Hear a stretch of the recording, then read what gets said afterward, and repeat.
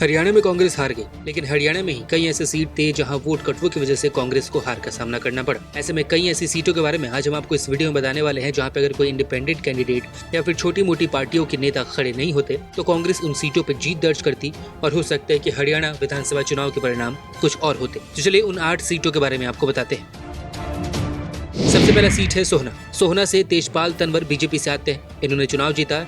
इनको 61,243 वोट मिले थे और जो रनर अप रहते यानी जो दूसरे नंबर पे रहते उनका नाम था रोहतास सिंह। कांग्रेस से आते हैं।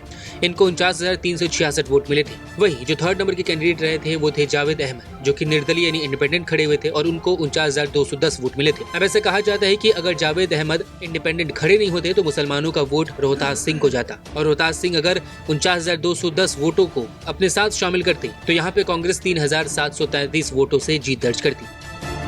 अगली सीट है नरवाना से कृष्ण कुमार बीजेपी से आते हैं। इन्होंने चुनाव जीता। इनको 59,474 वोट मिले थे। जो दूसरे नंबर की पार्टी रही थी वो कांग्रेस थी। कांग्रेस से सतबीर दबला ने चुनाव लड़ा था। इनको 47,975 वोट मिले थे, लेकिन इनके सामने थी विद्या रानी दनौद, INLD की कैंडिडेट है। इनको 4,603 वोट मिले थे। बताया जाता है कि अगर यहाँ से INLD ने अपना कैंडिडेट खड़ा नहीं किया होता तो ये जो 46,303 वोट था वो सतबीर दबलैन को जाता और यहाँ पे कांग्रेस 34,804 वोटों से जीत जाती। अगली जो सीट है वो है उचाना कला। यहाँ से देवेंद्र अत्री बीजेपी से आते हैं। इन्होंने चुनाव लड़ा। 48,968 वोट मिले, चुनाव जीता। इनके सामने थे कांग्रेस के विजेंद्र सिंह। इनको 48,936 वोट मिले। ये चुनाव महज कुछ वोटों से हार गए, लेकिन ये भी बताया जाता है कि यहाँ से एक निर्दलीय कैंडिडेट वीरेंद्र घोगरियन खड़े थे। वीरेंद्र घोगरियन को 31,456 वोट मिले थे। अब ऐसे में बताया जाता है कि अगर यहाँ से कोई इंडिपेंडेंट कैंडिडेट नहीं खड़ा हुआ था तो ये जो 31,456 वोट है वो उनमें से कुछ वोट्स यहाँ पे विजेंद्र सिंह को ट्रांसफर हो जाते। अगर ये पूरा वोट ट्रांसफर होता तो 31,424 वोटों से यहाँ पे कांग्रेस जीत दर्ज करती। अगली सीट है असंध से बीजेपी ने योगीनंद सिंह राणा को मैदान में उतारा था। उनको 54,761 वोट मिले थे। उन्होंने सीट से जीत दर्ज की। उनके सामने थे शमशेर सिंह गोगी, कांग्रेस से आते हैं ये। इनको 52,455 वोट मिले थे और इनके विरोध थे गोपाल सिंह, जो कि BSP से आते हैं। यहाँ पे BSP के कैंडिडेट का जो वोट है बताया जाता है कि अगर वो ट्रांसफर हो जाता शमशेर सिंह गोगी के पास तो यहाँ पे कांग्रेस 25,090 वोटों के अंदर से जीत दर्ज कर लेती। अगली सीट है कालका से बीजेपी ने शक्ति रानी शर्मा को टिकट दिया था। इन्होंने जीत दर्ज की। इनको 60,612 वोट्स मिले थे। इनके सामने थे प्रदीप चौधरी कांग्रेस के। इनको 49,729 वोट मिले थे, लेकिन इनका गेम बिगाड़ दिया इंडिपेंडेंट कैंडिडेट ने। गोपाल सुखमचारी ने कांग्रेस का खेल बिगाड़ते हुए अपने खाते में 31,688 वोट्स दर्ज किए थे। अगर इनका जो वोट है वो प्रदीप चौधरी को ट्रांसफर होता तो यहाँ पे कांग्रेस 20,805 वोटों के अंतर से जीत दर्ज करती।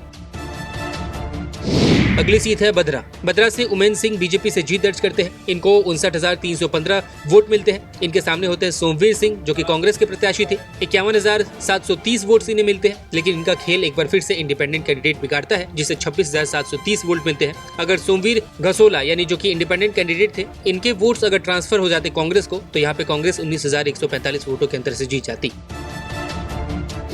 अगली सीट है महेंद्रगढ़, जहां से कंवर सिंह को बीजेपी ने चुनावी मैदान में उतारा था। 63,036 वोटों से इन्होंने जीत दर्ज की थी। इनके सामने थे राव दाना सिंह, कांग्रेस के प्रत्याशी। इनको 60,388 वोट मिले थे, लेकिन इनका भी खेल निर्दलीय कैंडिडेट ने बिगाड़ दिया। संदीप सिंह निर्दलीय कैंडिडेट के रूप में वहां पे खड़े हुए थे। इनको 20,834 वोट मिले थे। अगर ये 20,834 वोट राव दाना सिंह को ट्रांसफर हो जाते तो कांग्रेस यहाँ पे 18,186 वोटों से जीत दर्ज कर लेती। अगली सीट है सफीदों। यहाँ से रामकुमार गौतम बीजेपी के टिकट पे खड़े हुए थे। इनको 58,983 वोट मिले थे। इनके सामने थे सुभाष गंगोली, जो कि कांग्रेस के उम्मीदवार थे। उनको 54,946 वोट मिले थे और इनका भी खेल बिगाड़ा एक इंडिपेंडेंट कैंडिडेट ने, जसबीर देसवाल ने। जसबीर देसवाल अगर इस सीट से खड़े नहीं होते तो इनका जो 20,114 वोट है वो कांग्रेस को ट्रांसफर होता, ऐसा कहा जा रहा है। और अगर ये कांग्रेस को ट्रांसफर होता तो यहाँ से 16,077 वोटों से यहाँ पे कांग्रेस जीत दर्ज करती। ऐसे ही हरियाणा में कई ऐसे सीट्स हैं जहां पर निर्दलीय कैंडिडेट ने कांग्रेस का गेम बिगाड़ दिया। अब ऐसे में आप उन सीट्स के बारे में जानना चाहते हैं तो हमें कमेंट बॉक्स में जरूर बताइए। हम एक नया वीडियो आपके लिए जरूर बनाएंगे। नमस्कार, मैं हूं मानक गुप्ता। अगर आपको हमारा ये वीडियो पसंद आया हो तो इसे लाइक और शेयर जरूर करें और हाँ, हमें सब्सक्राइब और फॉलो करना ना भूलें ताकि आप देश और दुनिया की कोई खबर मिस ना करें। तो जुड़े रहिए हमारे साथ और देखते रहिए News 24।